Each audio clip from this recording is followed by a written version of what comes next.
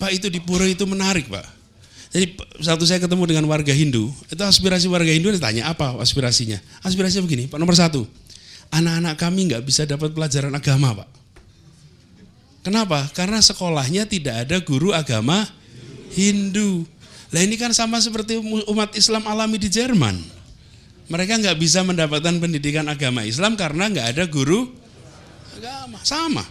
Lalu yang kita akan kerjakan adalah dikerjakan hari Sabtu dan Minggu, mereka dikumpulkan di sebuah tempat lalu mereka mendapatkan pendidikan agama untuk mereka.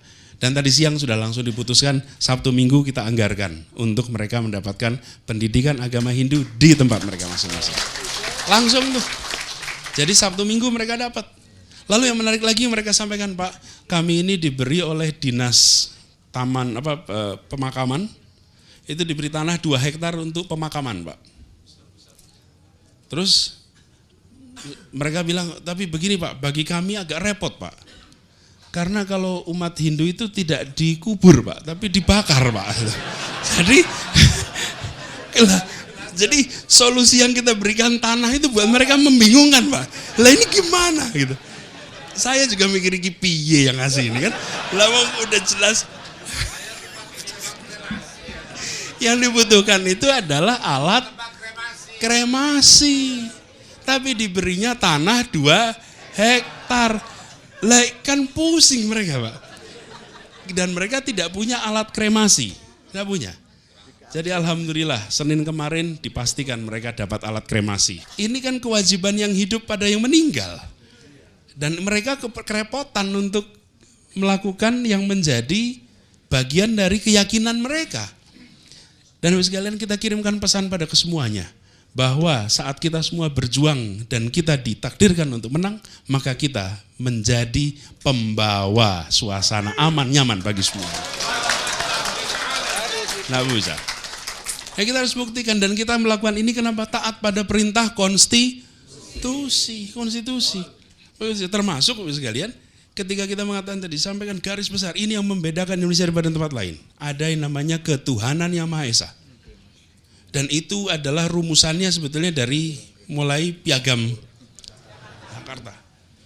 Sampai sekarang itu kalimat ini, ketuhanan yang Maha Esa ini yang seringkali kalau kita melihat demokrasi, biasanya jadi ada literatur demokrasi, itu menarik sekali Pak. Literatur demokrasi itu ada istilahnya twin tolerance.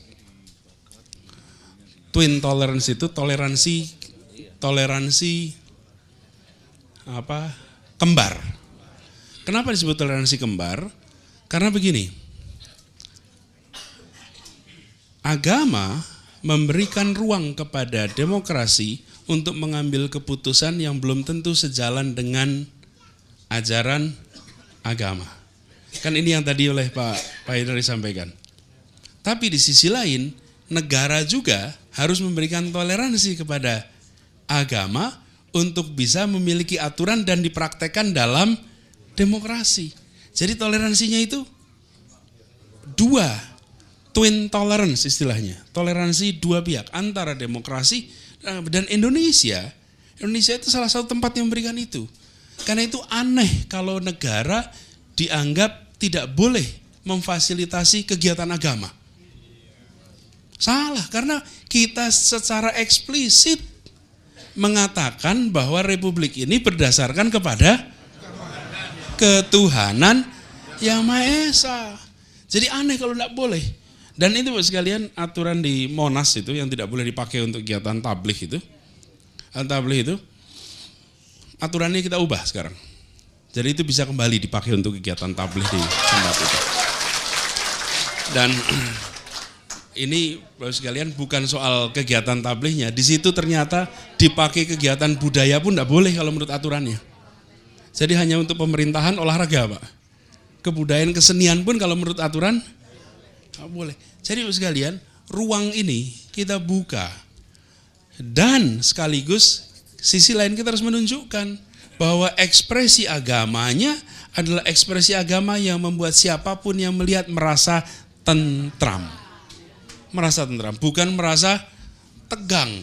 Ketika kita menggunakan fasilitas publik itu memberikan suasana tenang. Dan di sini kemudian akomodasi yang tadi disampaikan oleh Mas Bahtiar Effendi, benar kita harus lakukan akomodasi bukan semata-mata untuk keseimbangan politik, tapi juga rasa keadilan itu harus dimunculkan.